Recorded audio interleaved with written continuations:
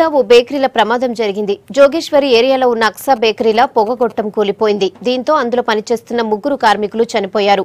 ఇంకో 2 గాయపడ్డారు. పాత భవనం కావడం వల్ల వర్షానికి చిమ్నీ కూలిందని అనుమానిస్తున్నారు పోలీసులు.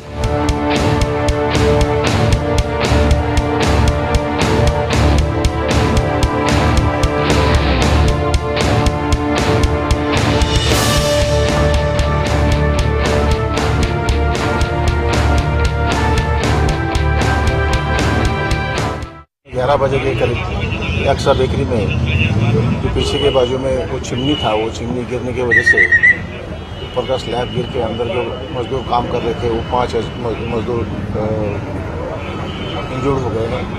उसमें से 3 लोगों की मौत हो चुकी है और 2 लोगों को बेबी अक्सा अपना गवर्नमेंट के रास्ते।